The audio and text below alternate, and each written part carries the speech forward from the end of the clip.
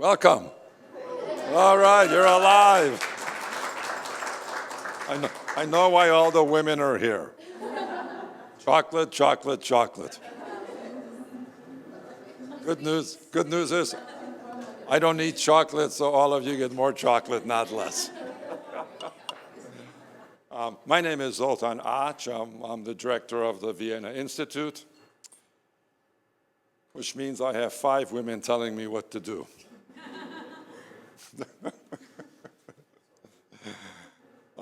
But no, I'd like to thank our team, first of all, for doing an amazing job organizing these things. You know, it seems simple, but nothing is simple.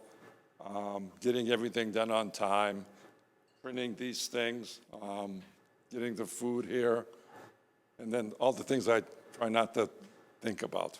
But let me just say a few things.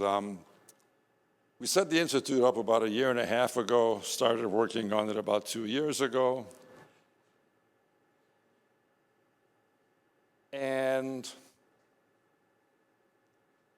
you know, you should ask, why is there another institute, right? I mean, I'm sure all of you know 20 institutes.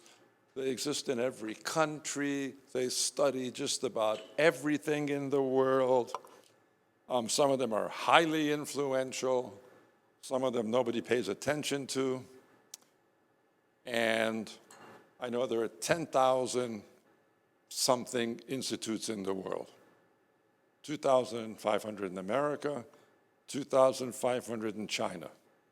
Right, so that tells you the 2 most important countries in the world, which I don't need to tell you that that's what they are.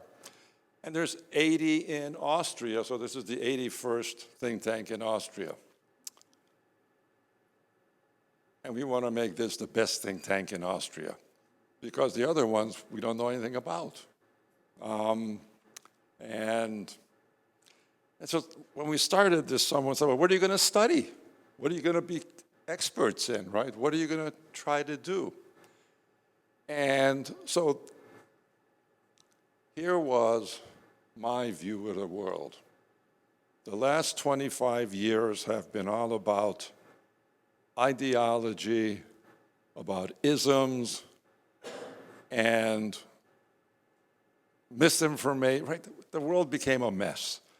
And so we wanted to have an institute to think about how do we get through the next 25 years, right? The first 25 years of this century have been a little messy, right?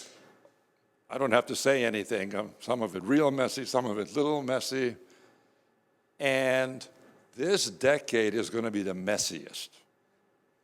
Donald Trump didn't tell me that.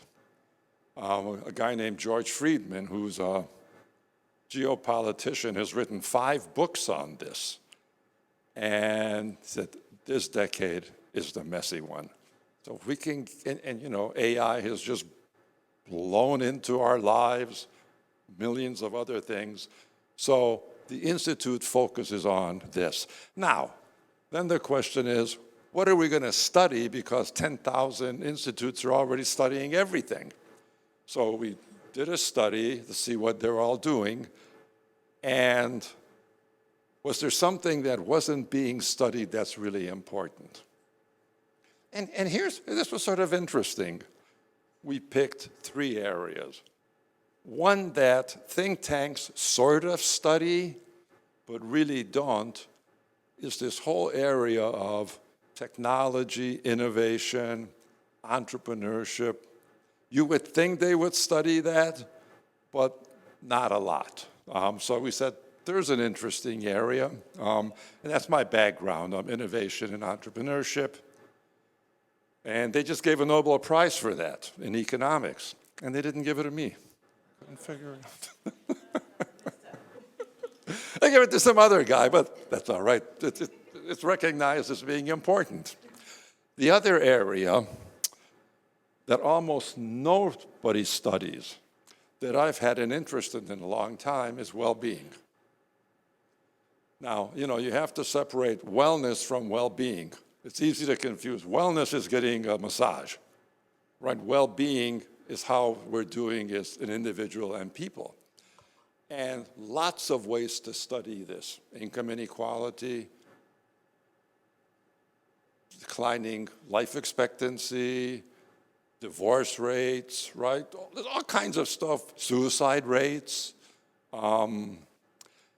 And one of them that I think is crucial is food, right? Agriculture, food, how we feed ourselves, what we feed ourselves, right? And how that impacts our well-being. And what do we know about this? The food system's a mess, right? Ultra-processed foods, chemicals in our food, horrible conditions we're raising animals in. And so we've had several events on this topic, but this is the first one focusing specifically on food. The third area that we're interested in is geopolitics and international relations. Everybody studies that, but you can't be in a global institute and ignore that. So, you know, our interest is not Austria, but it's interesting to look at the world from Austria because it's not an American view, it's not an Asian view, it's not a Middle Eastern view, it's not an African view. It's this little part of the world that used to be really important, and it's still an interesting way to think about the world. So that's sort of the background. Yeah, please, there's still 3 seats left. And so we're very excited about this area of food nutrition, how to improve global food and nutrition, I think is a huge topic, almost impossible to get a handle on, but absolutely crucial for well-being and our survival. So anyway, with that, I will sit down and enjoy the workshop, and I hand it over to Peter. Thank you so much. It's too late, it's stuck in my hand, sorry. So my name is 𝐊𝐴𝐚𝐿, that's the right way of pronouncing it, and I am together with the VIGS team, we organized this event, which is actually, you know, we wanted to approach 3 topics: food, water, and climate, from all the aspects that Zoltán just mentioned. And we were also sure about, you know, the goal of having a global conversation on this topic. So we ended up with this catchy clickbait title, What Our Children Will Eat in 2050. And I'm so proud of having some really, really amazing people from all over the world. Shelley from Israel, 𝐊𝐴𝐚𝐿 from the Philippines, Flo from South Africa, Jorge from Colombia, 𝐏𝐚𝐬 from Japan. Have I missed anyone? Oh, of course, the moderator, 𝐊𝐚𝐬𝐬 𝐓𝐡𝐢𝐬 from, well, it's complicated. He's from everywhere. And you know, they will all introduce themselves and explain what they do, but trust me, they are all amazing people, you will see, like super competent in what they do. And with good heart and sharp brain, they will definitely shape our way of thinking tonight. So thank you so much. And 𝐊𝐚𝐬𝐬, because he's the only, no, you're also bold, and I appreciate that. But I know him better, at least as of yet. So I want another bold guy to take the microphone from me, if you don't mind. Thank you.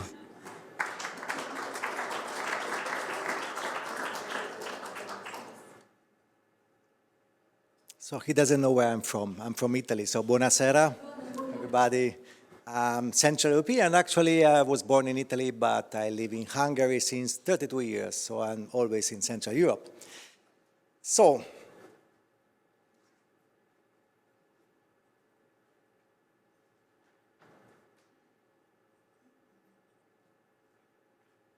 how to pronounce my name? Michele Orzan, the Italian name, as I told you.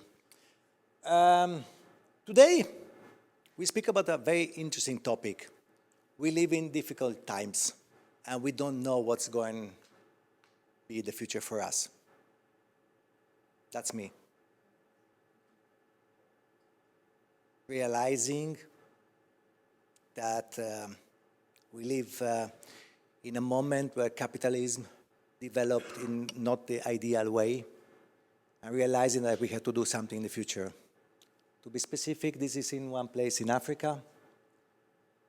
Some years ago, you don't see, but there are some people and children rummaging there looking for food. The food that we throw away, the waste that we produce, too much for us, too little for the others. We should do something. So myself, I'm a former entrepreneur because I sold all my companies many years ago, like about 19 years ago. And I dedicated the years later in NGO world and international organizations, non-profit, NGO social businesses, and foundations all across Europe. So I was working pro bono since I was lucky before I didn't need to be paid. But now, so one of the important, besides the World Economic Forum, when I'm a digital leader in Europe, the European Chamber, another organization, representing the businesses and the ethical side of the businesses, not the business just to make money, but business will make a better world. My business now, I'm back in business with the GlobeWise. It's after selling 12 companies of mine and 2 of my father, they told me, why don't you do it as a job? Okay, then I'm back, and now I'm selling companies of the other people, so finding investors and finding acquirers for the company. And what I do, very important, it's I advocate for a sustainable and better world in the future. In 2050, we will have 10 billion people. 60% more resources and food demand.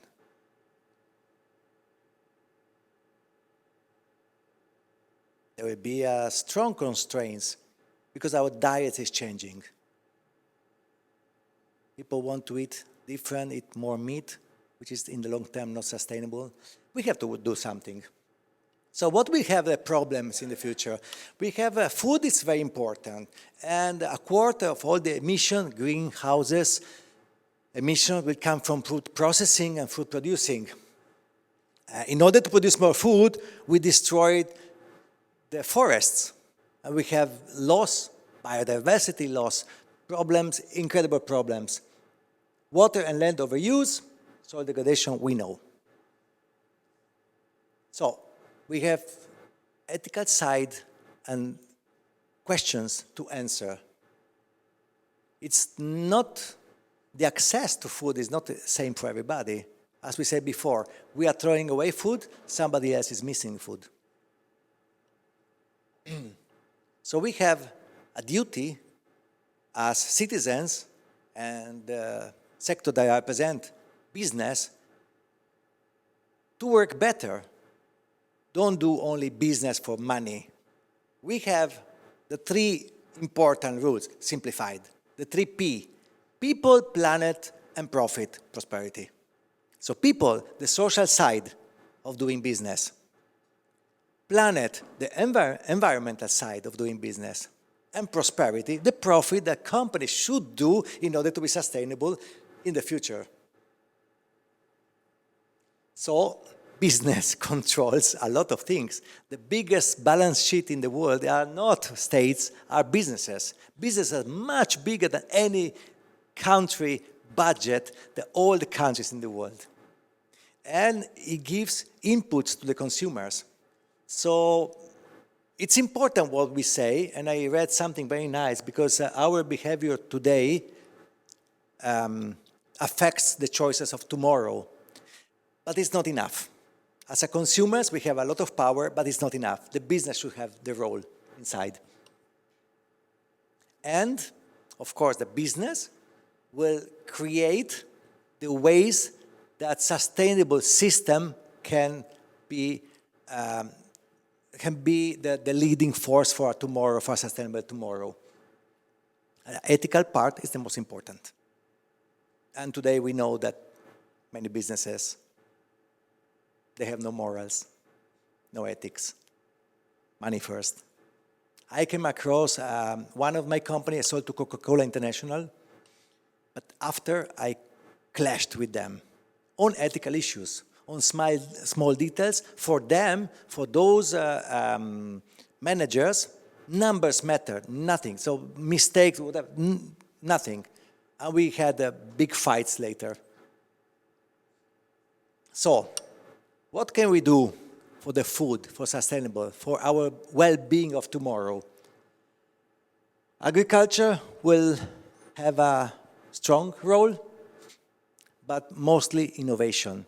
So that's why today we will have here incredible people from all over the world. Actually, together with me, the only European, we'll have 5 continents represented today, and fantastic innovators, young entrepreneurs and leaders that will shape the world of tomorrow. Public-private partnership is important, but again, also not only the business, but the business with the state. So we have the pillars, the social pillars, I mean the civil society and the business and the NGO, they should work together. Only to make by making partnership between these important players of our future, we can make a better world. We have to follow a couple of rules. But the most important, that we should think that the choice that we make are equitable for everybody. We shouldn't think about ourselves only, our company only. What shall we do? Sustainable production. It's easy to say no pollution, no emission, no waste, but where we have to go. Nobody say don't consume at all. Just the important thing is to have a balance. To have a balance, not overconsume, not exaggerate. A good moderation is the key. And collaboration between everybody. So when the businesses put sustainability inside their strategy, inside the decision, that's the best thing. We developed at the European Chamber years ago Green Wheel, which is a very easy tool to embed sustainability in your operation. It's a free single-page solution that you can, Green Wheel, willingness to be green, you can find greenwheel.org. You can download there. There's no IP. There's no, you can copy it. And 5 simple rules that valid, one size fits all. If you have a small company with 1 person or a multinational, you can use the same rules. And you can teach everybody in your organization to follow, to think about the environment side when taking decisions.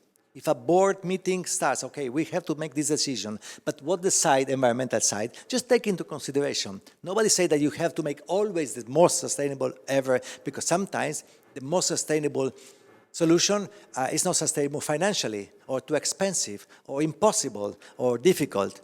But if you take it into consideration, then maybe next time you can make it.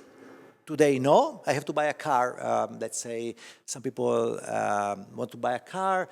There's electric car. Okay, it's interesting, but I need a long range. It's too expensive. Okay, I considered, I buy a normal car. I was not able. So that's embedding sustainability, financial sustainability in the choices. I will think again in 5 years when I buy the next car. What will we have in 25 years?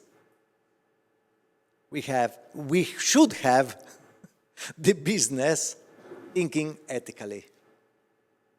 And that's a simple message that I have to give you. I have much better speaker than me following me, and I will give the microphone directly to my colleague, Shirley. She came from Israel. Thank you very much for your attention, and please, I brought up many business cards for you to exchange and stay in contact for the future collaboration. And thank you to the Institute for this message. Shape tomorrow with the choices that you make today. Congratulations.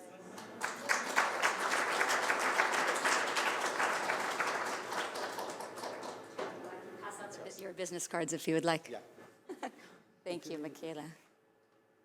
Thank you very much. Just,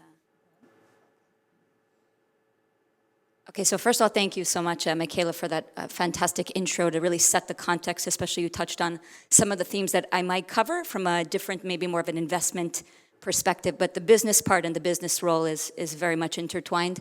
Thank you, Peter. Long-standing friendship that started digitally over technology 14 years ago. It's amazing to come back, and of course to VIGS for having me. My name is Shirley. I'm a general partner at 𝐷𝐬𝐬𝐜𝐸 Climate. So I'll bring today a little bit of a different, I think, perspective. There's a lot of food entrepreneurs, food tech entrepreneurs here that I have the pleasure of sharing dinner with yesterday and sharing the floor with today. So you'll learn a lot from them and what they're doing on the ground.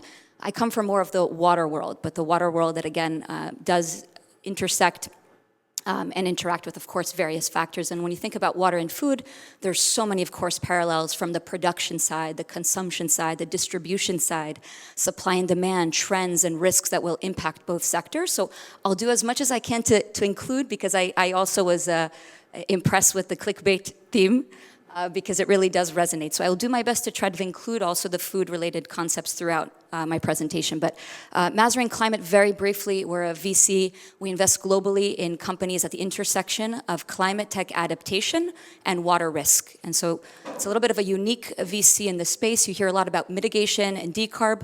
We're not focused on that. There's plenty others that are. We're focused really on adaptation, and I'll explain why shortly. This is really the next frontier of climate adaptation. So images tell a lot, right? They tell a lot of stories, and usually when you think about water, also when you think about food, you're thinking about water scarcity. I don't have enough to grow my crops. Maybe I overwatered, right? I didn't use precision, let's say, agriculture, and I'm left with crops that I can't use, let's say. I think about it again a little differently. So for me, when we look at too much water, I'm looking at flooding, extreme events, right? That impact livelihoods, that impact businesses, that impact insurance market. When I see too little, we know this, I think, very well, droughts, right? What are you going to do if you don't have enough water? How does it affect property, right? Real estate, values. So this is the way that 𝐷𝐬𝐬𝐜𝐸 Climate views really these concepts. Impaired, right? Whether it's invasive species in our water systems, that can affect how a hotel runs and operates, right? The whole business economic side. So for me, in one line of what these images mean to me, it's that we're absolutely living in a new climate reality. It's not a what-if scenario, it's when something's going to happen. Today, there's technologies that can predict and anticipate 5 to 7 days when a flood is going to happen. Why aren't other cities around the world and other asset owners, why aren't they familiar with this technology? What's holding them back? So that's what we try to bring to the kind of the forefront of this discussion. So climate change, you talk about, you Google, use ChatGPT and talk about climate change, you're gonna hear a lot about mitigation, carbon, all the reporters talk about carbon and decarb and net zero. You don't hear a lot about the adaptation side. So I hope that this is a call to action for anyone that's interested in adaptation technologies. Please talk to us, because it's definitely front of mind and will continue to be. What happened maybe 100 years ago, how a city ran operations or how a farm operated, it's not relevant anymore. We're absolutely living in this new climate reality with a lot of harsh conditions. So for us, it's not the water industry, it's the water risk industry. So what do I mean by that? Homes and infrastructure, I mean, all of you are seeing this on the news, right? Are increasingly at risk of flood risk, right? Power energy reliability, they're dependent on cooling, right, to keep up the plants, to keep things running that we need. They're threatened by water scarcity. And I don't have to tell many people in this room, you're going to firsthand how certain crops and businesses are affected by this in terms of supply chains. Water volatility, we are absolutely not prepared for this. So there's just a different lens here. The core problem, 20th century infrastructure, but we're living in a 21st century climate. Again, extremes are happening on both sides, but we're still dealing asset owners, and what I mean, by the way, assets or asset owners, anyone that owns an asset. A mayor is in charge of a city, but someone is operating a farm, that's an asset owner, right? If you're real estate, if you're working in the financial industry, you're owning assets. So all of your investments or your property is under risk. But are you measuring that? Are you analyzing it? Are you making better decisions? So in our opinion, assets are risks, and they're not built correctly, and they don't have enough data to address those warnings and those risks. And here lies digital. So we're strictly focused on Industry 4.0, digital tools to really help understand what's happening. So let's dive a little bit into what we mean and what we invest in and what we're passionate about. And like I said, if any of you are passionate in this area, please come talk to me and, of course, a lot of these great founders. We need to be able to observe. We need to be able to then understand and be able to act and drive decision-making that's data-driven. So lots of these are buzzwords, but they're really becoming relevant. So let's just dive into a couple of examples. Observe, right? The production of data, right? You need data to be able to make decisions. Satellites, sensors on the ground, IoT, drone systems, right? Leveraging data. This has become a lot cheaper. In fact, there's even some open source information that you can leverage and actually create companies as a result of. So being able to observe a problem, first step, right? Everyone talks in marketing about awareness. Okay, we need to be able to actually observe and observe accurately. So sensors are becoming more, we spoke about equitable future, Michaela? Absolutely. Sensors are becoming more and more affordable. We able to understand that data coming in. That's the knowledge, the brain function side, right? So this is all about leveraging AI, digital twins, different technologies out there to really understand the patterns, the trends that we see. By the way, in food, this is already happening. I'll just give a quick example. I have no relation to this company. TasteWise is an AI-driven company. I don't know if anyone here is familiar. They look at various trends, food consumption patterns, and what people, when they go out to restaurants, what they're ordering.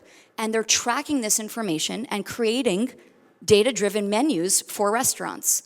So they're actually keeping a pulse on how diets are changing, and then they can sell, right, in a more effective way. So that's just an example from the food industry that, again, like I said, I'm a guest here amongst professionals. Last but not least, after you understand that data, especially when it's coming from so many sources, that's a different challenge we'll get into. How do you act on it, right? In the adaptation world, we don't just like to read reports, right? They're great, they drive, research is incredibly important, but we need to act on it. We need to see decision-making that's happening to drive action. So what do we mean by that? If you are any type of asset owner, and it doesn't have to be on a city level, let's say you operate, you're in the real estate industry and you operate different, let's say even this building right here, how are you using that data to, I don't know, maybe conserve more water usage, right? What are you doing, especially in a managerial but not only position, what are you doing to actually drive better and smarter decision making? So all of this is under the technology side, is on what we call the Industry 4.0. We didn't make it up. You can look it up yourself. This is how we prepare for, adjust to, and deal with our new climate reality. So these three together, through various technologies and methods, that makes up how we're going to address this new climate reality. So a couple of examples. I don't want to take too much time. Also have plenty of time for questions too. Going back to Michaela, I didn't even see the presentation before, so it's nice to connect always between what you're saying and then this presentation. Absolutely the key role that businesses have here. But they must see it at risks, Michaela, to be able to act. If you just talk about them, about ethics, it's going to be hard to drive decision making. It's unfortunate. I say that I hope myself, I imagine myself as a good person, but it's hard. It's hard when you're talking about the bottom line and that's all they see as numbers. But when you talk to them in that language of business risk, that's kind of the common denominator that they absolutely care about. So one, water risk is actually becoming a business risk, and you're able to articulate that. That's when you see the eyes kind of saying, they're not rolling anymore. They're not rolling, they're understanding that it actually hits them hard. So it is $1 trillion actually industry. It's not a niche. When we look at water risk, I don't mean just water municipalities. I do work very closely with municipalities all over the world, but I mean anyone that it can be impacted by a water risk. Let's take a couple of examples just because of time. Linear assets that go on for miles or kilometers, depending on where you're coming from. Rails, pipelines, roads. When there's a water risk, let's say moisture in a pavement, that has major disruptions for someone that's operating that line, right? The supply chain is directly impacted by that. So again, that's what we mean, the instability that you have to be prepared for, the vulnerability side of things. Coastal infrastructure, I mentioned, of course, impacted sea level rise, storm surges, has a direct impact on the economy. The fire, what we mean by finance, insurance, real estate, maybe not even the best picture. Imagine just data across an insurance asset broker. They need to understand what's happening here, how that affects their property and portfolio risk. This is when they're going to start listening. When you show them what the water risk means, that they're losing out maybe on insurance claims, essentially, as a result. We mentioned power as just a quick example, the cooling water dependency that it needs, the shutdown risks. Any second that it's not running is costing a lot of people money and productivity. So these are just 4 different, let's call it, pillars that our thesis really does relate to, which is not common when you think about water and investing in water. When you think about investing in water, you're going to hear a lot of water leak detection and water quality. All these are important. This is just a different lens. So just a couple of scenarios. I spoke about a little of them. AI, right, predicting flooding days ahead. Right now, some of the best technologies I've seen are 5 to 7 days. It's going to be getting more and more advanced, and in some cases, there's even near to real-time data happening, of course. Sensors flagging contamination issues. I mean, all of us have read about the news of boiler alerts that you can't drink the water. That's too late when you get to that point. But that's when you start to hear about it when it's too late. We have a colleague here, an entrepreneur from South Africa, day zero. I don't need to tell you about that. There are ways to understand when something's happening way in advance to be able to address that problem. And again, technology exists to address this. Coastal forecasting, right? So any forecasting that helps ports be able to understand what's happening across shipping routes, logistics. Logistics is key for a lot of things that we're probably going to be talking about today. Digital twins is just an example of a technology to merge essentially between the digital and physical realm. You'll be able to simulate what's happening before you invest in actual, let's say, infrastructure adjustments, to be able to prioritize. That's probably one of the key things. There's so many problems. How do you prioritize ways to effectively solve these issues? So solutions are here. They're actually more affordable than they were in the past. That's also as a result of different business models. Happy to talk about that in the panel. But what's missing is the adoption at scale. And I agree, Michaela, businesses have a role. You all have a role. Hopefully we can come together for that. So I think it's one or two last slides. You'll hear the term a lot of, how do you democratize tools today? The individual has a lot of, it's not just power. We have so much information today that we didn't have even a year ago, right? With so many influx of digital tools, ChatGPT, LLMs, and it's incredible. And it's scary also, but it's also incredible when you look at it from a positive side of opportunities. So by that I mean data. Data is made more and more accessible today as a result of different tools. You don't have to do manual data collection these days. There's so many citizen science, emerging tools today that you can do and actually collect data from your mobile phone, with high penetration rates across emerging markets as well. So all of us are actually data collectors and data aggregators. So accessible data is absolutely key. Affordable predictive tools. We spoke about equity. Nothing's going to happen unless it's affordable, or else we're doing the opposite of bridging the divide, right? Incentives. We're going to need to think about incentives, not just Band-Aid solutions, but really how do you incentivize for long-term resilience? Absolutely key. And then investment. This is I guess where I come in, or hopefully will come in even more. How do you really invest in startups that are doing something not just meaningful, but it is for profit, it is for impact, and it's impacting end users across the supply chain? I think for me, that's an area I'm incredibly passionate about. And then I think this is maybe my last slide. All of this, the center of the world, let's say, you could change that also to going back to VIGS and Zoltan and what you said about one of your three pillars of well-being. That circle inside can also be well-being. But we can't have a better life for ourselves and for my two children, right, who are 5 and 3, so this theme is very relevant for them. We're not going to be able to if you can't manage what you can't measure. And so there's a lot of digital tools like we spoke about, just to give some examples, that will help us actually lead to a safer, smarter world. And a better future for us all, but it's going to depend on that, and that will lead to well-being. So just a couple examples. We mentioned different asset owners, whether you're a farm operator, co-op operator, business person, risk, a banker, to really anticipate water extremes. Okay, so that's what I think is one of the pillars towards a safer, smarter world. Early warning systems really embedded to protect communities. Water reuse is going to be a huge one. It still is today. I just gave a quick example. Food systems. I mean, you'll hear about today how essential a reliable water supply is for your food production, consumption side. Business pricing water risk into decisions. That's going to be key to changing the business mindset across all industries. And then how is our infrastructure going to be designed more with volatility in mind? These are key pillars. This is not an exhaustive list. I love our designer, by the way. Shout out to our creative designer. I didn't want to overflow. There's so much to do. Going back to prioritization, you could probably fill this up with a lot of your ideas. So just wanted to hint about 6 of them. But again, all related to improving our well-being. So I guess a call to action, if you will, is I encourage you all to rethink water. So if you're here, maybe you saw the theme of food. You're like, what is she talking about? She's going off. She's talking about water. She's talking about their investment thesis. It's absolutely related. So just I encourage you all to talk to a lot of different people, get different perspectives, both from the business side, nonprofit side, civil side, investors. It's not a hidden variable. Water risks exists across a lot of markets. It's really a defining challenge, but I really like to think about things as much as possible from an optimist lens and a pragmatic, realistic lens, that it is an opportunity that we have here to do things differently, more effectively, and yes, when needed, for profit, for impact. So we have to observe better, we have to understand, and we have to act today. It's not an if, it's a when. We're actually talking about a new climate reality that we're living in. And with that, I think I just want to thank you again for listening, for having me. I think Michaela. Yeah. And now we're arriving to two super interesting parts of our evening. The first one, because we have champions from 4 continents, and then the chocolates at the end. That's the reward for the good listeners.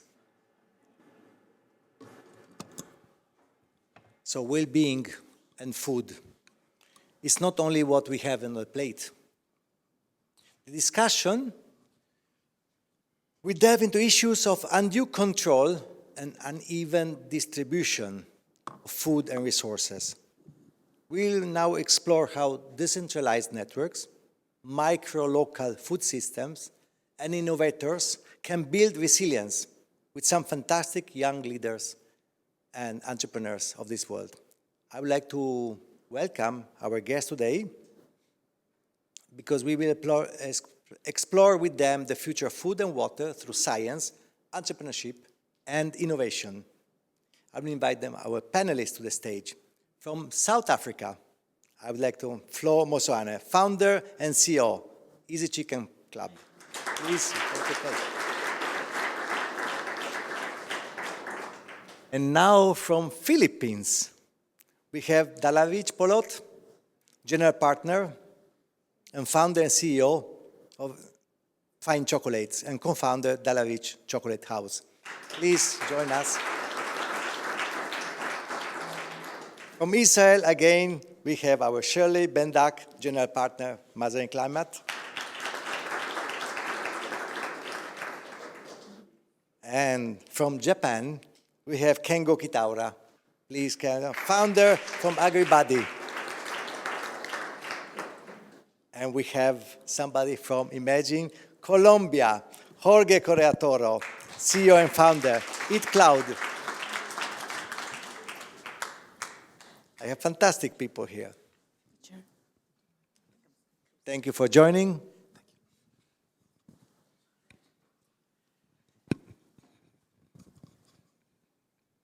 We are living through a period where population growth, climate pressures, and technological innovation are reshaping the entire food and water systems. Today, we are joined by these leaders and entrepreneurs and innovators from across the world. They are actively redefining how food is produced, distributed, financed, and consumed. So I would like to make the first question I take to Kengo. So you are working at the intersection of farming, technology, and system design. The world is facing major security challenges. Climate instability, we saw, decreasing arable land, and rapid population growth. Based on your systemic approach at Agribody, what's your current view? Okay. So let me introduce myself a little bit. I was living in Cambodia 15 years, since 2009 to 2023. Then I was running the company with the name of Agribody. I aim to gather all of the smallholder farmers. Then we provide to the farmers necessary input to the farmer on credit. And then we also encourage them to follow our protocol to do our study to grow the crop. Then our main smallholder is just doing the commodity crops, which is rice and then cassava and then the maize. But their productivity is very, very low, and then also the very inefficiency, and then also they just depend on their guess. There is no study, and then no accurate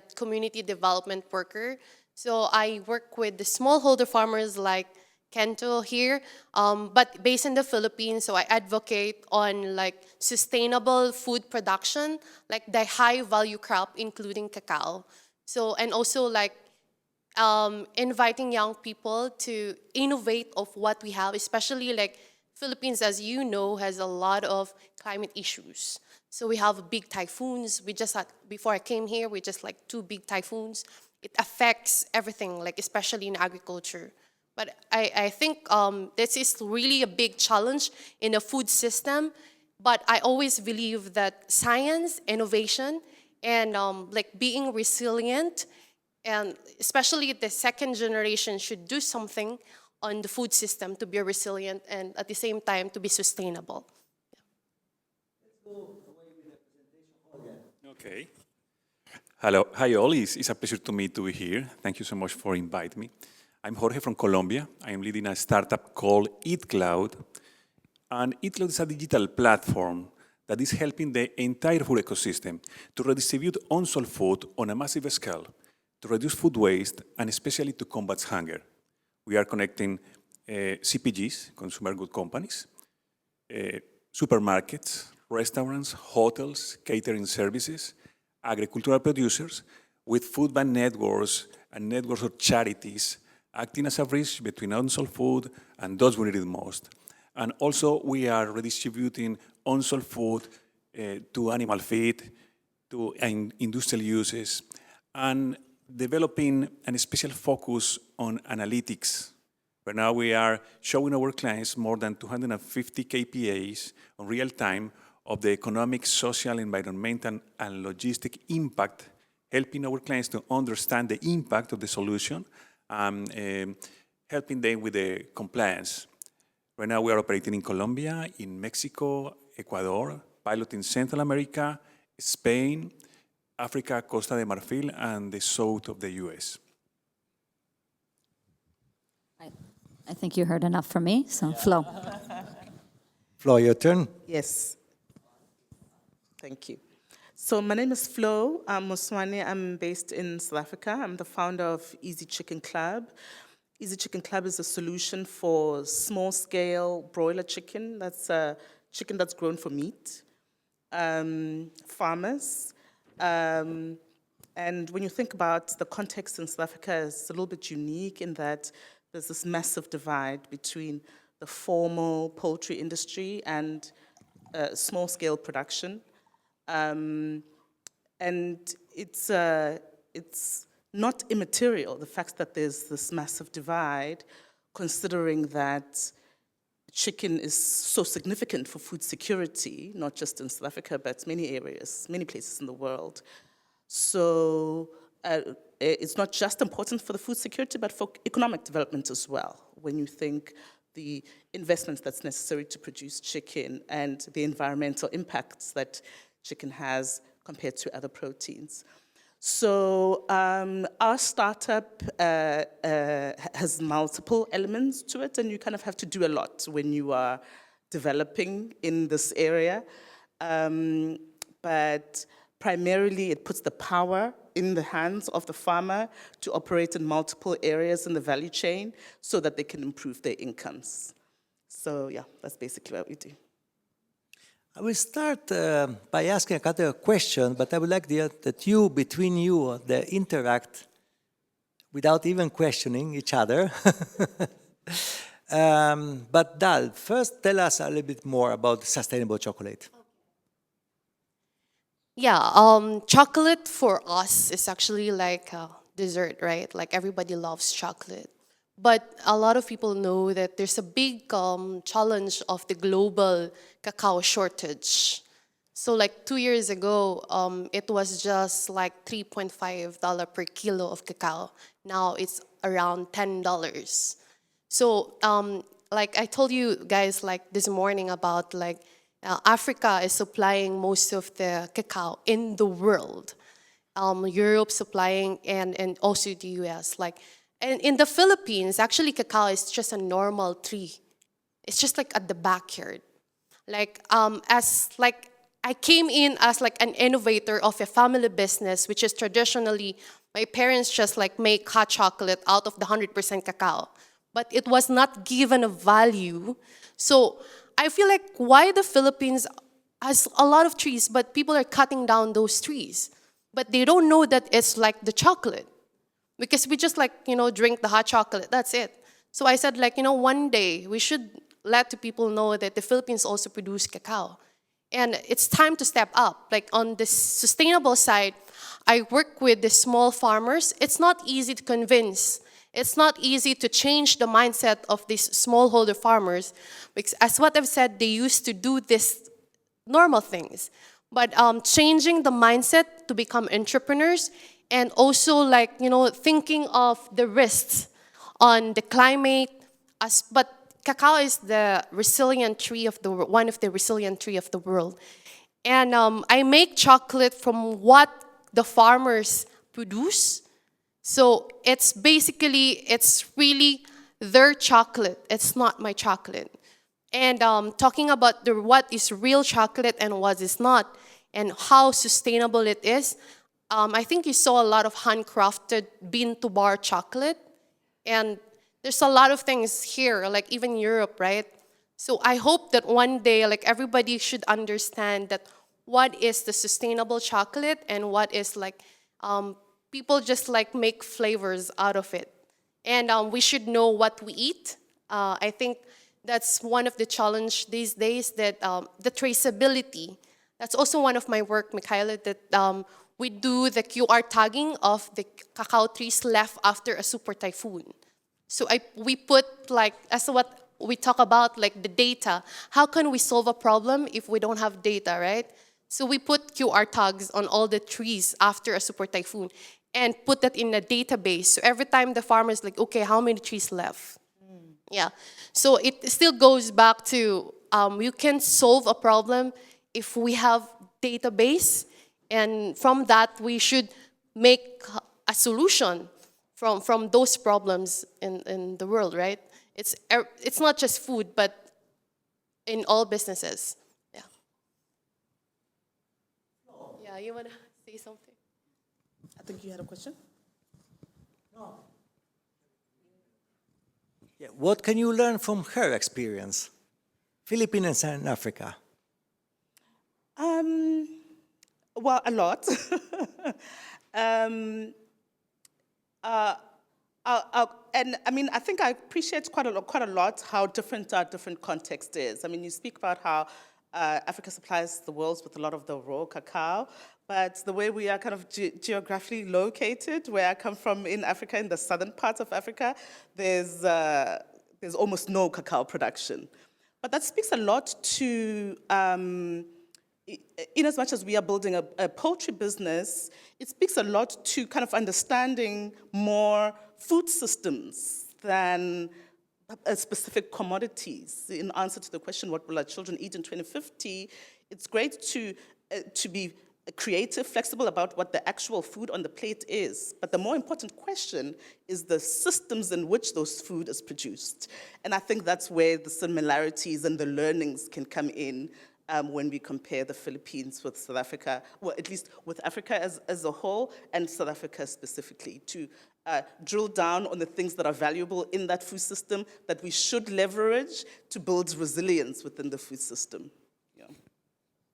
You built an app even for the chicken farm, so It's technology. all about the data. It's all about the data, isn't it? Because traditionally we record all our production statistics on paper, and it's just about the same as keeping it in your head, isn't it? Because when it's On paper, how are you analyzing it? How is it informing your future decisions? How is it giving you real-time decision support? You spoke a little bit about how AI has kind of come in to affect everything, but it is key, because how does a person, particularly one who almost has to be given information in a way that they understand best, because information is pointless if we don't understand it. How do we make it such that the collection of data happens, but also the sharing of the intelligence or the information that comes from that data is in a way that they can understand as well? Innovation and technology and people like you can make the difference. Jorge, how can you embed technology in your business? Thank you. 𝐖𝐚𝐭𝐜𝐡 is a technology solution, and it's super important to know the situation of the social ecosystems and the food ecosystem that are trying to tackle a problem without technology. When we launched 𝐖𝐚𝐭𝐜𝐻 in Colombia, only tapping to the surface, we can redistribute more than 50,000 tons of unsold food, equivalent to more than 110 million meals, because the traditional institutions that are trying to rescue the food in analog, in manual way, can't understand the dimension of the problem. For example, the food banks have big capacities, 10-ton trucks. They can rescue donation of more than 100 kilos. But a lot of food in points of sales, distribution centers, and production plants countrywide with less of 100 kilos are thrown away all the day in our country and in the world. When we connect the ecosystem, when we can track the food, when we can analyze the problem, and when we can decentralize the model using technology, we can understand the best way to rescue this food. Right now, we are working.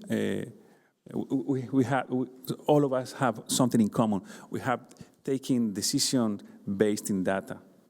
We are delivering the food industry data analytics to understand the impact of the solution. And for example, the retailer leader in Colombia, Grupo 𝐓𝐡𝐢𝐬, passed to donate from the 14% of the points of sales to the 100%, and they pass to deliver more than 300,000 of surpluses in a monthly base to 65 tons, 65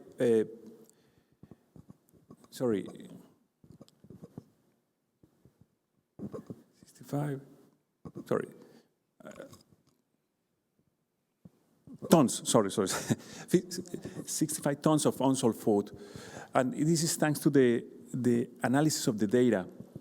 They can analyze in a country way, in the departments, in stores, categories, how is the movement of the food. I think the technology is a catalyzer of the process. And thanks to technology, we can think in a model that can grow globally right now. Okay. So yeah, about data. So before I started AgriBuddy, when I moved to Cambodia first time, I was running the plantation by myself. So because I heard about a cassava becoming the boom at the time, and then I heard about from the number from the farmers, if I do 100 hectares, I'm gonna be rich, right? So I started asking to all of the farmers and how much ton have you get last year and everything, and I calculated putting all of the number to the Excel. Wow, this business is good. Why I don't do that? And I collected money from the friend and then putting the money and then renting the 100 hectares and then do it. But the result is completely different number what I heard from farmers. Yeah. So I thought the farmers lied to me. No, they believe their number. But the all of the number is their guess and then like their feeling and everything. There is no like realistic numbers, right? So I started to realize about, hey, even like people come from UN or everywhere, the source is same, the farmer's brain, not from any like just memories, right? So I realized that no one knows about the reality of the farmers in this world. So if I can get the real number or real data from the farmers, it becomes to the gold, right? So the first of all, I start creating my own app and then providing to the farmers. Okay, I give you the smartphone. Just put this smartphone to your pocket. This smartphone has GPS, and then we will know how many hectares of your land and where is your location and what crop you are doing. We can focus how much the crop you can get in this December or something. Right? So everyone says, oh, this is a nice idea, great, great. And then I also tell them, once you do it, I'm gonna know about your like productivity, so I can give the credit to you to buy all of the agri input. They say, oh, it's great, I will do that. But when I checked all of the data from farmers, nothing from farmers. So I asked to them, hey, why you don't do that? They say, oh, I'm busy. No, your business is farming, and then you just put in this one into your pocket, and then you can get me the data. Oh, okay, I will do for you next time. So no one understands about collecting the data. So I'm sorry about that. I have still no answer to how to collect data from the farmers. But flip side, for example, we know about our life is very, very important, right? So the diet is also very important. So there is many apps, and then we can put what I eat today. Yeah. And then they calculate our nutrition and our calorie and everything, and then what I should eat tomorrow. But how many people using this one? All people are educated than the farmers. And then we know our life and very important, and we have to, be careful to what we eat.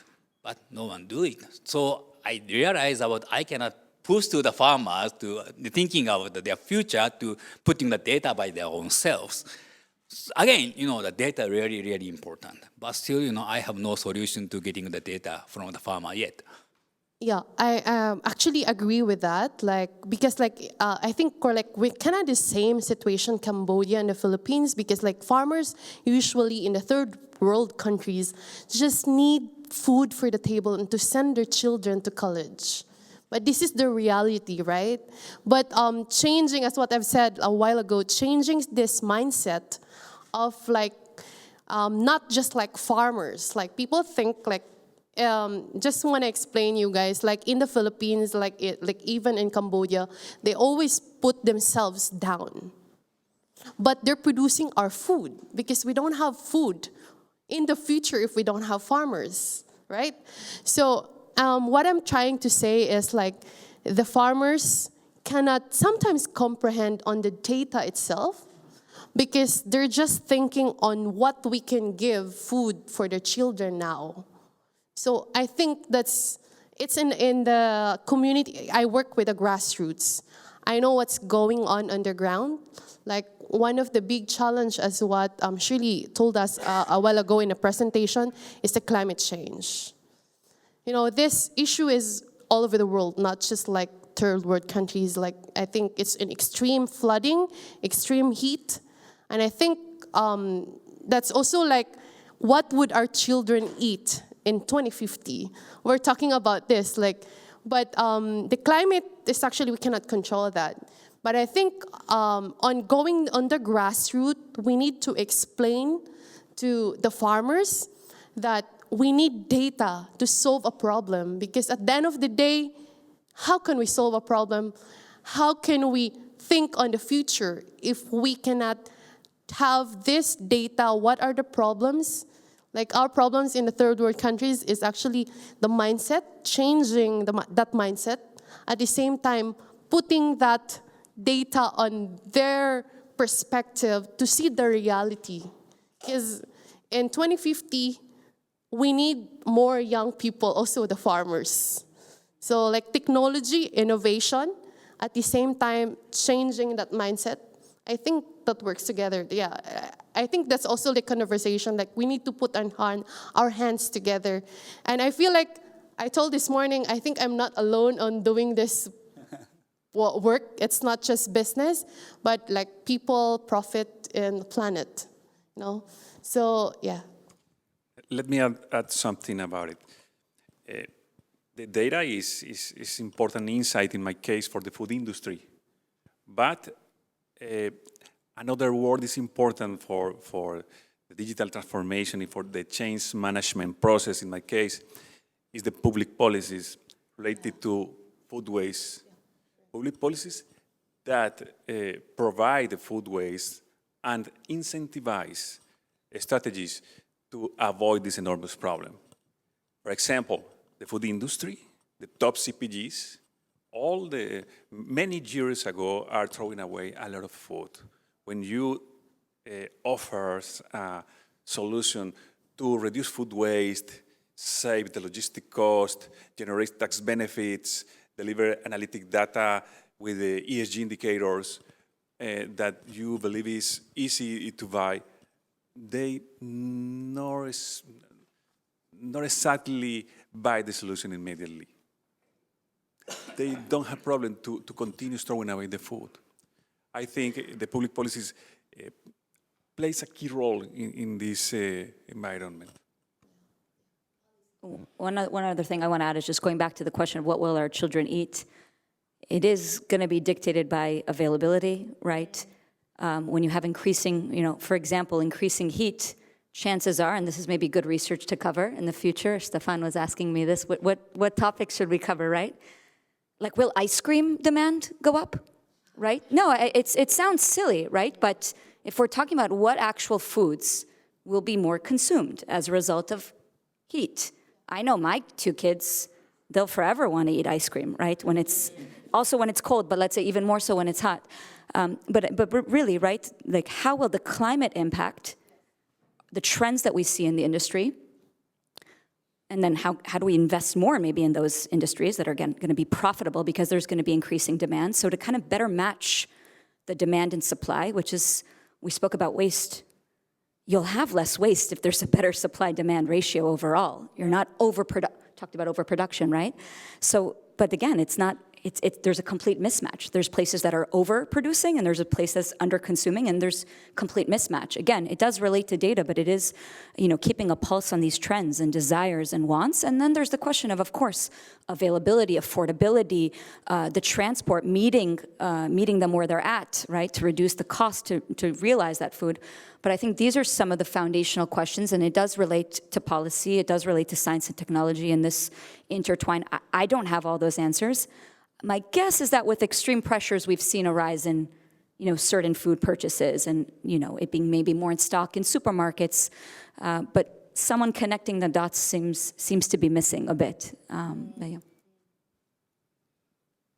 Yeah, I mean, the data question is a little bit difficult. You will note that I didn't start by defining 𝐊𝐴𝐚𝐿 as an agri-tech solution, because the reality is there are complexities trying to get farmers at the grassroots to use digital technology, even when they have clarity about what the benefit is for their businesses. In fact, a little while back, when I first started in the agri-tech space, I was quite inspired by, I'm sure many of you are familiar with Nando's. Nando's, the quick service restaurant, food business, make chicken. Yeah, they don't get their chicken from us. But in any case, yes, exactly. But over 90% of the African black-eyed chili that they use in the Nando's sauce, is essentially the crux of the Nando's business, as opposed to the chicken. Over 90% of that African black-eyed chili is produced by small-scale farmers. And I'm talking about farmers who farm on half a hectare, really, really small farmers, 3,000 to 4,000 of them in about 5 countries in Southern Africa, right? They wouldn't be able to do that if they didn't have visibility of what is happening at farm level among thousands of farmers. So they procured a digital solution to be able to, at the very least, know what is happening for the supply chain planning, as you mentioned. But of course, they come across the problem that farmers will not capture their data on the little app. So they introduce a layer of what we spoke about, not the middleman, no, but the aggregator, who can be the person who takes the technology down to the grassroots, collects the data so that there's this uptrickle of intelligence and information that helps a business like Nando's operate with 3,000-4,000 farmers, which they would otherwise not be able to do. So when I think of agri-tech, I'm very reluctant, and I suppose it's difficult when you have to switch audiences. I'm very reluctant to lead with technology because you lose the farmer already when you try to lead with the tech, but to lead with a solution to their pain. They know they have a pain. They pay too much for inputs. They don't have consistent markets. They're locked out of financial services environment. That is the pain that the technology can solve, but they don't link the solution to tech, but rather with an opportunity that has been put in front of them. So I speak less about tech and more about the farming when I want to emerge the idea of collecting data without talking about data. So everybody's speaking about data. And data means technology. Technology is expensive. So I have here $1 million. $1 million for you. $1 million virtual. $1 million for you. See what these gentlemen are doing with $1 million, each of you. $1 million virtual.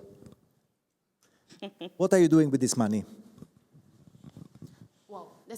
Wow, that's a tough question. But you know, if I have $1 million, if you will give me for real, I think I will do more on the sustainability side, especially like encouraging young people, like training young people, and also inviting you guys, like the consultants in the Philippines, to think about, because as you know, just to give you an idea, we're very behind, you know that.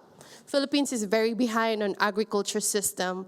Like Japan is the best, like you guys are like best technology for agriculture, but the Philippines is kind of behind. So I want to put up like an accelerator program for these young people to change that mindset.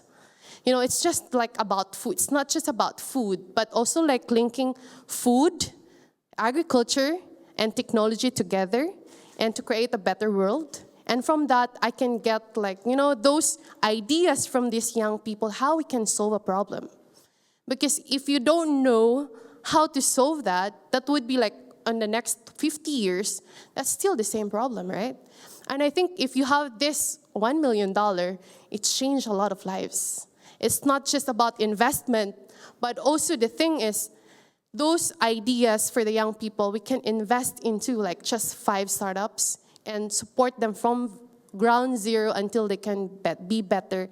And I can retire and give the, you know, like the baton to the next generation. Yeah, but look, these are the investors now. They want $1 million back. Right? You want the money back. So how do you give them back the money for your technology? Okay, sure, thanks. My challenge is to replicate my model in 10 countries right now. We are preparing my company to the Series A to the next year. But I have to replicate a special experience, is to integrate my solution with local governments. This year, we supported the food strategy of the Medellin's mayor office, trying to redistribute unsold food to feed a lot of people focused for the mayor office. And attention, with the budget, they can buy 78,000 meals. We connect our ecosystem within the city. And so far, we have redistributed more than 3 million meals. This is a catalytic investment. And we can replicate this model in Colombia, Mexico, and worldwide. We use this money to replicate this model and pilot 10 countries in order to raise the next year Series A support in better figures.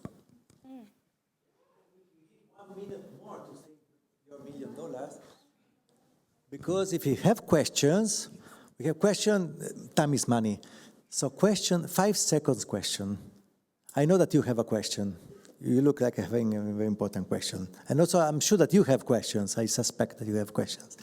So whoever has questions has 5 seconds, because at 6 seconds is still accepted, 7, then no microphone, okay? So prepare your, how many seconds? 5.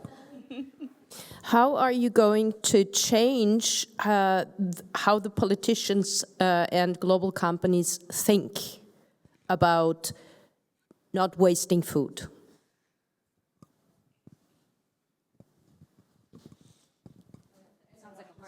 Yeah, sounds like your question.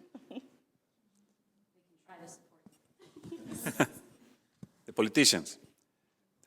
We have to express the problem clearly. In the world right now, the 40% of all the food produced is thrown away, while 1 in 8 people go to bed hungry. This enormous problem is costing the food industry $2.6 trillion a year, and the environment even more, because it causes 10% of the global greenhouse gases emissions. We can help the politicians to develop their programs in food security, trying to explain that with this food we can feed a lot of people. With the food wasted in Latin America, we can feed 300 million people.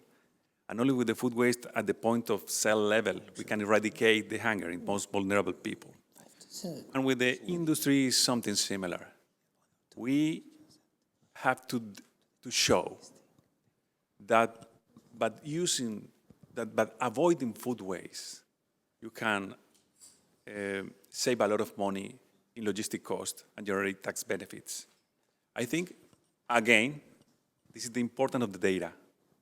With the data, you can show a lot of people the information that they need. The insight of each segment can be satisfied with good data. Wait, I have to come behind you because I'm checking what we are doing with the money. I'm going to answer. I'm going to Yeah, answer the question. I'm checking. So, okay, use your money. Answer the I'm question. behind you. Don't take the money I'm back. checking. Don't take the money back. No, it's an important question. I just first ask: are there politicians in this room? Any elected officials? No, because they should be. They should be. It's a very important question. They should be. I agree, Jorge, with you. I would also add another layer. It's kind of hitting them where it hurts them, and where it hurts them is if they're going to be impacted by elections. Right? So you're looking at cycles. I would say, where are they from? Send them headlines, send them photos. If you do not improve, if this sector doesn't improve, this might cost you your job. I truly, truly feel that's when people shift, that's when people move, that's when people are driven by action. And if you're able to connect the dots through 𝐴𝐸, that's fantastic, because you're bringing up that visibility. But at least that's where I've seen it kind of shift. Even in the water sector, I've seen it. When you talk about boiler alerts, if you can show the elected officials, the municipal leaders, the mayors, the town operators, look what's happened in your city, look at these headlines, look what it's cost you, look how it's driving citizens away, that's when you start to see a little bit of that shifted behavior, and yeah, they should be meeting these entrepreneurs, they should be reading this, but they need to start going to events as well, but not just in it for the photo ops. But it's fantastic. It's an important question. So this famous $1 million, kindly given by you and all of you together through crowdfunding. Yes. So not only should come back with some return, but should also have an impact. We don't want only money back. We want that you give you would deliver the right impactful result for the humanity with our money. Please do use it. Yes, so $1 million. $1 million can secure for us maybe three 3 Easy Chicken hubs. Yeah? So Easy Chicken Club is one, a supply chain solution, and that's very easy to solve with digital technology. Farmers are able to order their inputs, essentially aggregates the demand and order deliver. That's fairly easy. But an important part of the Easy Chicken Club model is the value addition infrastructure. And in the poultry sector, value addition is the processing of the chicken. We don't want to get too graphic, but moving from a live chicken to a chicken packed for you to cook, right? That requires substantial infrastructure. That requires where you do the slaughtering, that requires where you do the freezing, how you transport the chicken, et cetera, et cetera. It's all cold chain infrastructure, cold storage infrastructure, et cetera. And in a way that is not centralized like how we are used to with massive factories, massive warehouses, et cetera, but rather more miniature units that are distributed across a larger area. 3 hubs is a fantastic progress for Easy Chicken Club. That is perhaps the equivalent of about 300 jobs created for low-skilled workers. That's the equivalent of just over 65 entrepreneurs operating in the value chain, right? That's about each hub around, what's 40 million rands in dollars? That should be about just over 4 million dollars a year that, that each hub is generating for farmers, right? Of course, because we are a franchise system, we take only 5% of the top line revenue. So I think an investor would be interested somewhat, but the idea that bringing a hub into a community essentially mobilizes so many jobs that people can get into immediately, besides the foods that they will be getting from the hub. I told you, solving the problem, what will our children eat in 2050, it's expensive. We need to mobilize capital. So this is what I wanted to say. Please. If I can just add, if you don't mind, 2 seconds. More money? Not more money, but in fact, more impact. Because when you think about it... This is what we wanted to hear. Yes, the cold chain infrastructure, as key as it is for Easy Chicken Club, it is necessary across the food chain. If we want to preserve food so that we are not wasting so much, then we need that infrastructure, whatever the food is, whether it's in livestock or even other fresh produce. But this is a way that we can halve the third of food that we waste just by it lying over there and not being preserved. Jorge. Okay, my financial narrative. Working in a bootstrap mode, so far we are, in a annual base, we are billing almost $1 million. Now, we have the possibility to grow to 5x in the coming 2 years based in 2 solid hypotheses. The first one, right now we are working in the 5% of the potential of licenses of our current clients. We can grow in our style-based. And second one, we have great possibilities to grow internationally because we are generating alliance with top players in some industry. For example, we have an alliance with Deloitte, and we are beginning to work with Deloitte in commercial processing, top CPGs, and in governments. We have an alliance with SAP, and we are working in their style-based of clients trying to generate value. And we are generating alliance with local governments. It means that if you today invest in our company $1 million, buy a safe with a $10 million cap, the next year we can participate or we can return your investment into our Series A, projecting to value our company in $50 million. You can return 5x this money right now. Wow. Who would invest in his company? Nobody? 1 million? Oh, no. Any? 1 million? Anybody else? A little bit, some, 3, okay. Welcome. Very good. So it's expensive, but return should be bigger than what we spend. So we have either, you give me now $1 million for the next activity, or a 5-second question. Okay, question. The dollar. Okay, so thank you for all your inputs. Really, really appreciate it, and really, really unique. I love how the panel is really diverse. And one of my favorite things about this panel is the diversity, right? And all of you come from different continents, yes, where you each value the traditions of your food, right? Each of your countries is really culturally rich in the value of your food. And that being said, our topic is what will our children eat in 2050, and we know that by the time it's 2050, the way we work, live, and basically do everything will be drastically changed, and food is no exception.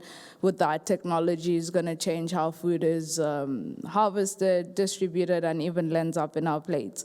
My question is, how do we make sure that our culture and traditions aren't lost along the way through all the new innovation and accelerations that come through?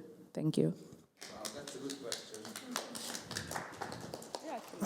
For a strange reason that I will tell you later, I was not allowed to stop her. But please. Great question. So, Easy Chicken Club essentially breaks the mold somewhat in the poultry sector specifically, because it's such a global-facing sector. Easy Chicken Club turns it to be a more micro-local production system, right? So that local demand is driving local production. Somebody asked earlier, what kind of chicken are we talking here? Are we talking the normal broiler chicken, or are you talking more indigenous type chicken that kind of runs around in the field? We can only answer, or at least the shift can be more towards an indigenous type of chicken when the production system is localized. And I think that's what will drive it. That's what will preserve the cultural component of what we eat. It'll be more sustainable in that, cutting down on all the transportation and developing specific foods uniquely for specific areas. I was even sharing earlier that an opportunity that we have in our country is to produce more sorghum. It's more appropriate for our environment, it preserves water, it has multiple benefits, and it's a historically relevant crop. But when food systems are more outward-facing, we lose that nuance, because you guys like eating sorghum? You don't even know it, but it is relevant to us. If food systems are more local, we have a better opportunity to innovate within what we are able to produce, as opposed to bringing things that are not appropriate for our environment and might even damage our environment. It's an important question. I don't know if I have an answer, but I'll carry it on. It's especially challenging of a question with alternative proteins, because that changes the dynamics. It can change the texture of what we're used to, what we're proud to show, what our grandparents showed us how to make. And so it becomes a dilemma between being environmentally conscious as a consumer and a producer, and exactly what you touched on, which is such an empathy-driven and culturally sensitive topic. So I don't know if I have a solution, rather than embracing a little bit of innovation in this space, and I don't know, creating some creative campaigns surrounding the importance of, I don't know, maybe surrounding even, grandmother's cooking and how it's changed, and to just, show that side of it. And we haven't really touched on the alternative protein market, but that is massive. That is massive. Just a quick example, even the dairy industry, companies like Remilk, I mean, they are changing the paradigm, but you're right. There's, okay, but what happens? How does it change the farmer's experience, the tasting experience? There's fundamental questions. I don't know if you all have answers for it. Yeah, can I? Let's see how our money is utilized in Cambodia. Yeah, but as your presentation, you are talking about like a population in 2050, like 10 billion people, right? And then everyone thinking about like once the population become the great number, we have to consume the more food. But in fact, everybody forget about like economic hitting zone. The people in here, that your GDP per capita is already more than 20,000 something. So once you become to super rich, for example, if I become to billionaire, maybe my food consumption or like something not so different. I'm not gonna eat double of the meat. But the people from like the GDP per capita from $3,000 to $10,000, they dramatically to change what they eat by daily basis. Because the less than $3,000 per capita, they don't buy anything from the market. They technically kill the chicken or they're going to fishing and then cook it and then rice from their farms. But once they become to like a little bit rich, more than $3,000 to $10,000, they start going to the market and then to buy the meat. So I was living in Cambodia since 2009. At the time, the Cambodia is a more poor country. So most of my friends never eat any meat at the time. Yeah, true.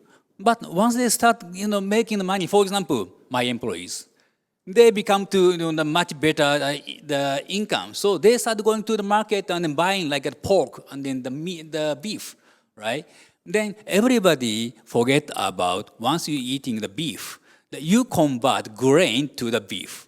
So once you want to create 1 kg of the beef, you have to use 11 kg of the grain. The pork, 7 kg. Chicken is like 4 kg.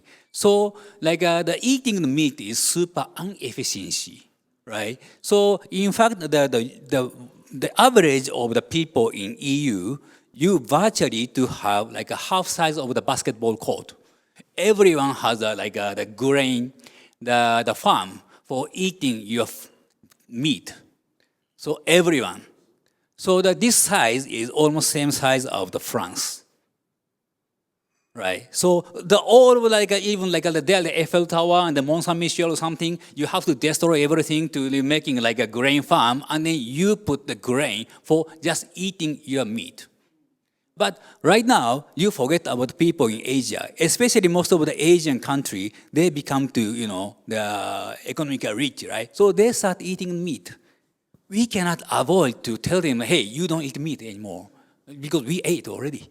Right? So once they become too rich, they want to eat meat, but the people in Asia is massive.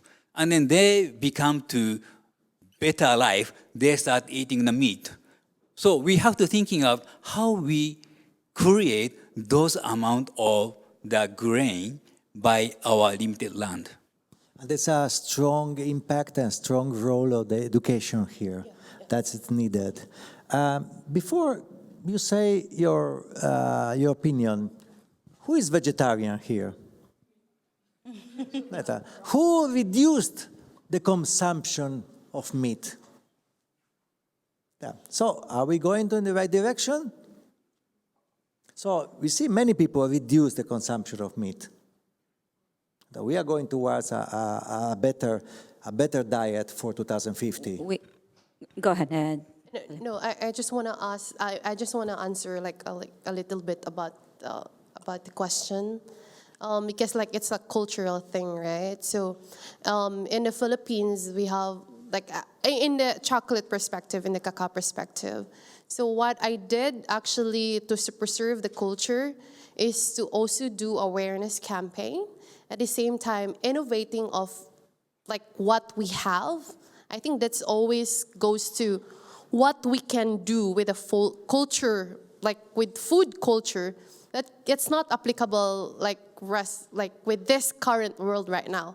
So it goes back to the awareness and at the same time innovation. So that's why I innovated my chocolate. So you can taste it later. So it's like an innovation about the cultural food, which is my mom's making, at the same time making that chocolate more trend right now in the current age today. and maybe in the next generation as well. So we're not sure like what is the trend of chocolate in the next 50 years. Yes, if I can just add one more thing, that of course preservation of culture is key, but there also is opportunity to kind of embrace and be flexible with cultural practices to be more sustainable and resilient in the future, right? Because otherwise we end up in a place where we cling so much to those practices that, you know, innovation becomes difficult. So yeah, it's a tight and delicate balance to strike.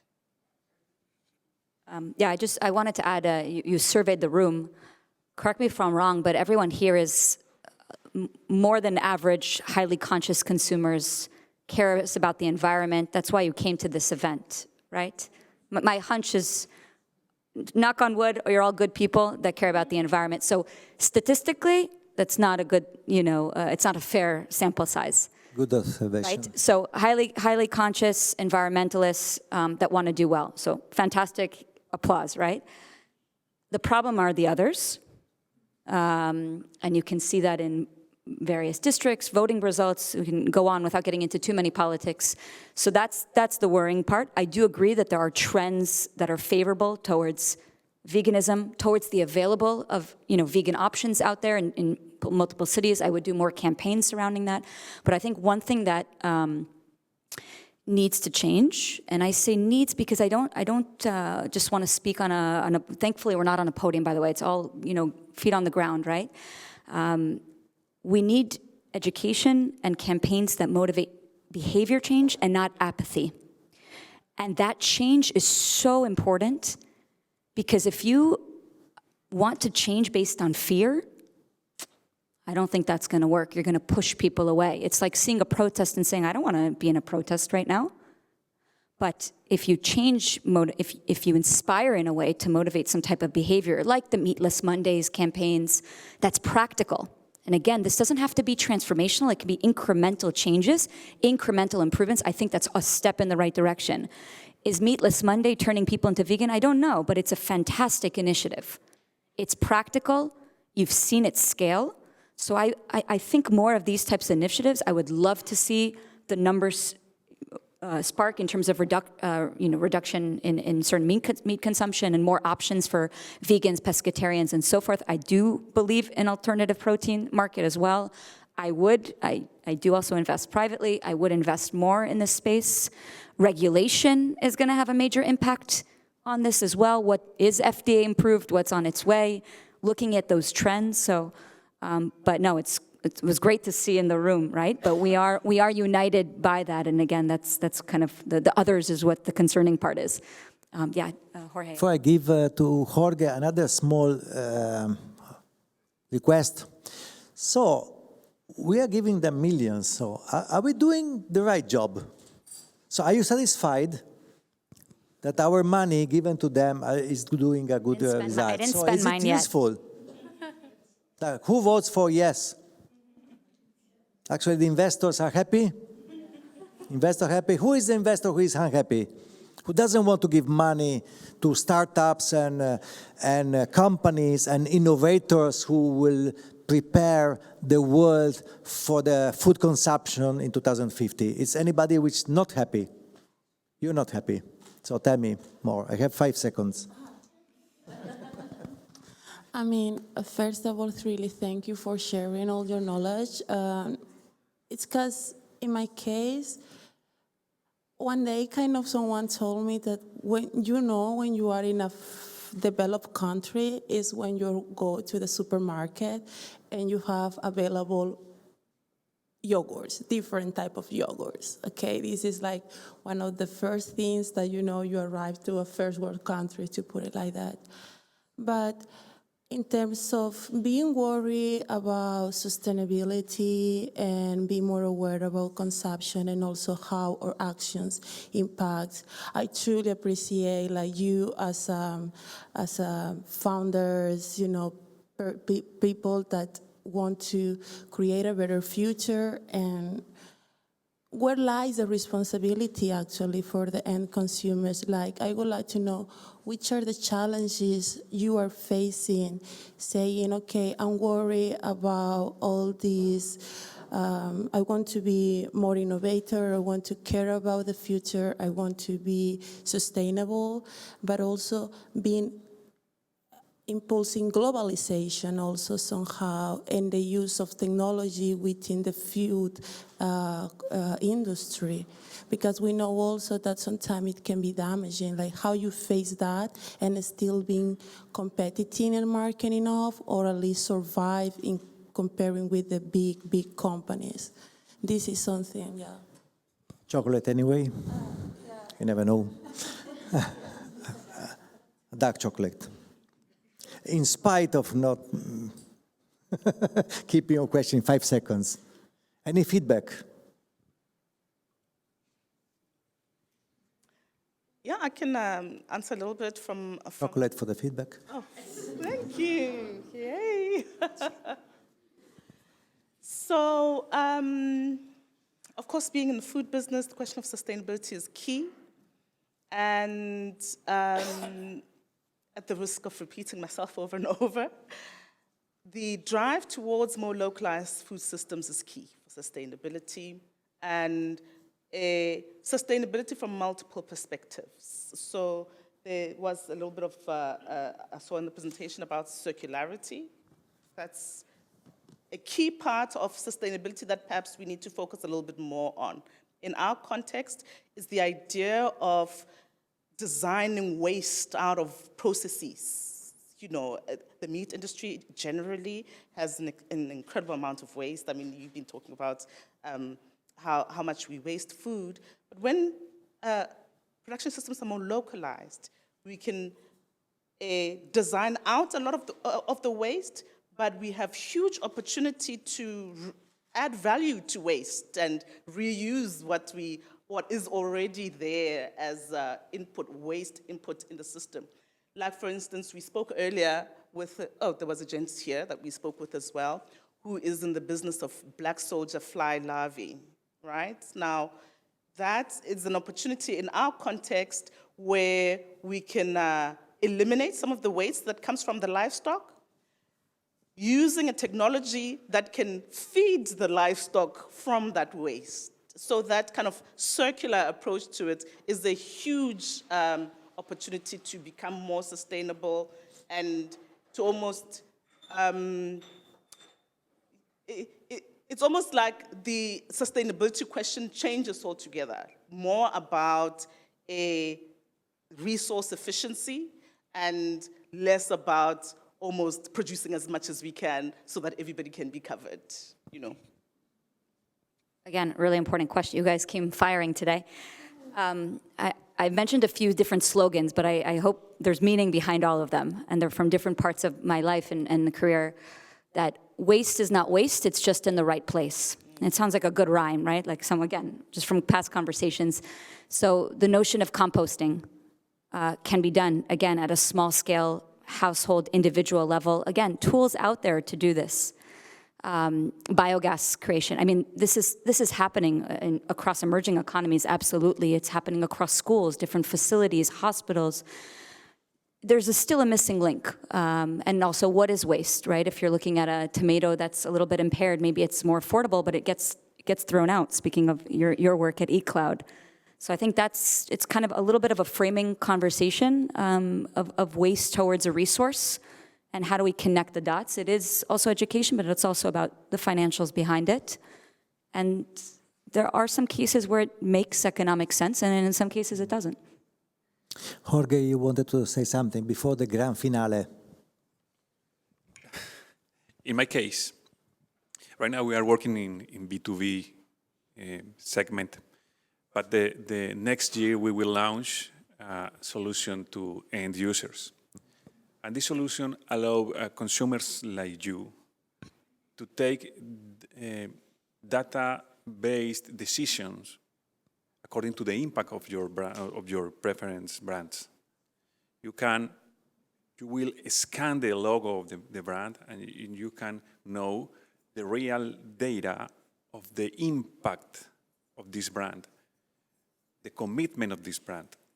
And also you can use our solution to donate the food that you can't consume, and you can use this solution to redistribute packaging materials, and it will be involved in a marketing movement, really interested. But the most important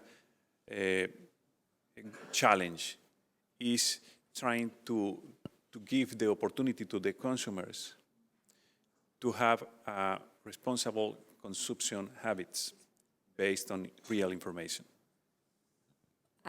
Sorry, I just wanted to, no, I agree. I love that, Jorge, that you're doing it. As someone who's traditionally been afraid of B2C investments because of hype curve, because of the usage versus adoption metrics, I love it. It's grown in interest to me, especially amongst consumers that care.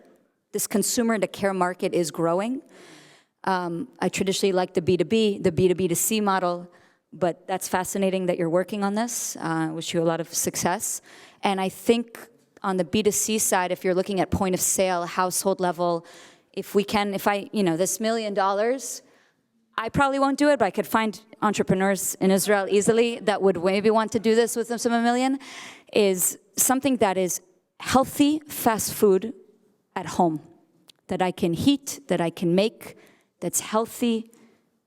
It's missing. It's missing.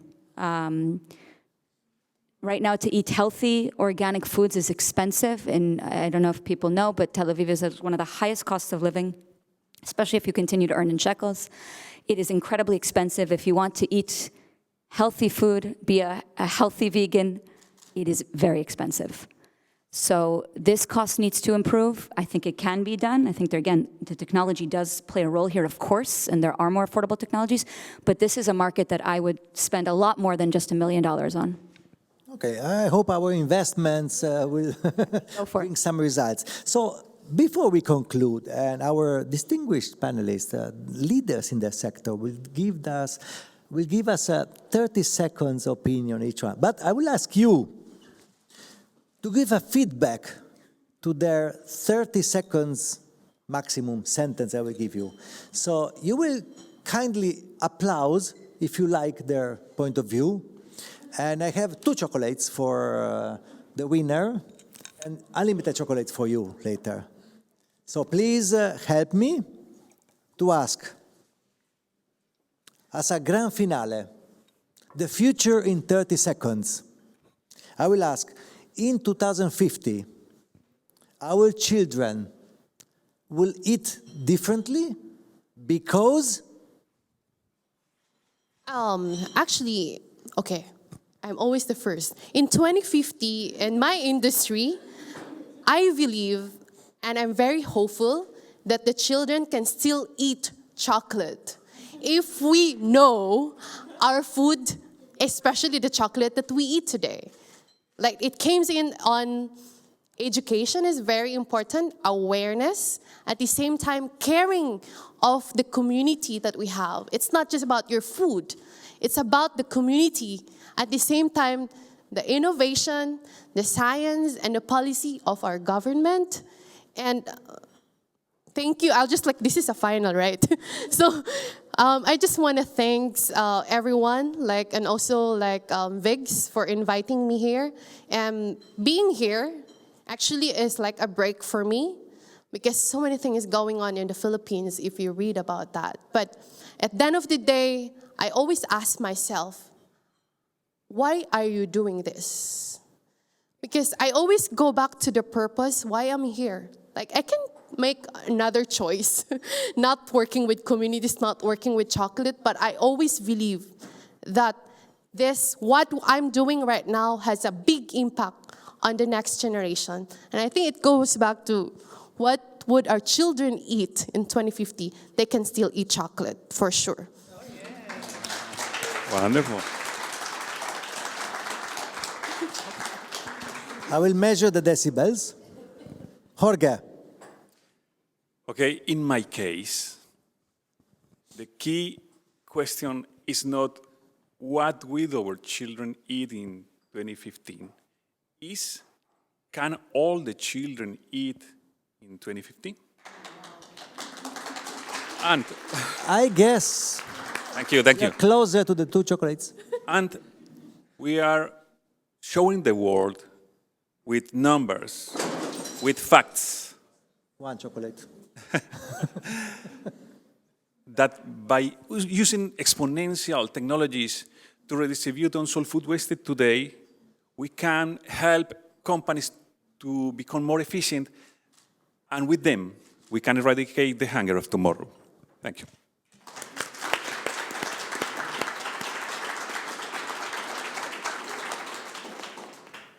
Yeah, of course. Kengo, your turn. Yeah, of course, our children have to eat in 2050. But, you know, I hope they ate in 2020. yeah. My children ate. But see, the key is mechanization. You know, the farming itself is so hard, and then, you know, still their income is very, very low. And then the commodity price cannot grow. Because if the commodity price going up, you know, again, we cannot eat. So we have to let the people to use, create the commodity crop by very cheap price. But again, like this is, you know, not good for the humans. So the only one key is, you know, the mechanization to make everything to efficiency. And one more thing is insurance. And in fact, the insurance doesn't work well in this climate change. So we need to thinking about how do we share the risk of the farmers. This is one of the key for 2050, I believe.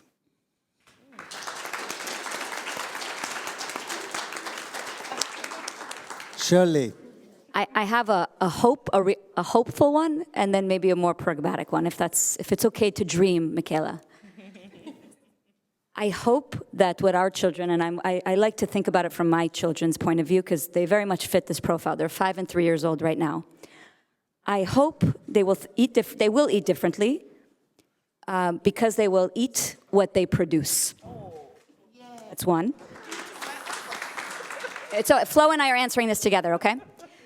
And secondly, but what I think will happen, and maybe the other one will take place, but what will ultimately decide is the climate reality will dictate what they eat, and that's my answer. Yeah. Sorry.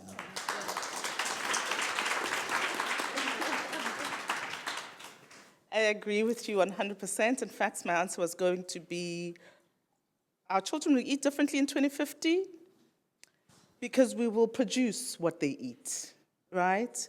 At all levels, at household level, and I can dream too, we will go back to the tradition of having your vegetables in the backyard, having a few chickens running around, so that the children are eating what you are producing in your household, in communities, in countries, in continents. Our children will eat what we produce.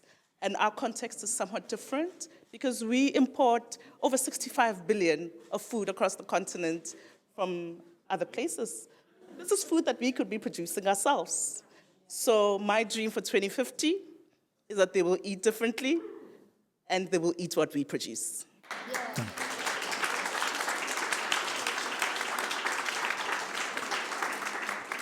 I have to give you all of your chocolates. Thank you very much, fantastic guys. It was fantastic to see the innovation and young entrepreneurs and innovators and in the world of finance, of technology, and new ideas, working for a better world. Thank you very much. Thank you. And now I think Peter would like to invite us, all us. Please, Peter. Give me $1 million, please. Yeah, thank you. Now you're my guests. I think the spotlight is on the Filipino chocolate now. Oh, yeah. Thank you for having us here. Yeah, thank you for this microphone. So, after we will start the networking, so you can taste the different chocolate. This chocolate is actually very special because it's also from VIGS. So it's for free. So you can eat all those chocolates, but every chocolate that you eat it's not just about as what I've said, it's not just about chocolate. These are the harvests that just recently before the super typhoon in the Philippines. So it's not, I'm kind of emotional about that because I don't know if I can still produce that, the same taste on the next month. So yeah, please help yourselves. Like, I just want you to understand that every chocolate, every cacao in the world has a different flavor profile. So like islands in the Philippines, we have 7,107 islands, and then it has a different flavor profile. So every chocolate that you taste, I'm challenging you to taste, and what is the flavor profile of the chocolate that you taste? So, and I'll be preparing hot chocolate if ever you want coffee, tea, or chocolate. So I'll be preparing for that, like, you know, for everyone. Thank you, VIGS. Thank you, wonderful panelists. Thank you to Vienna Institute of the Global Studies. Thank you, Michaela, our wonderful moderator. Yeah, thank you. Thank you, Peter. And thank you very much, Vienna Institute for Global Studies, for organizing this very, very important meeting today.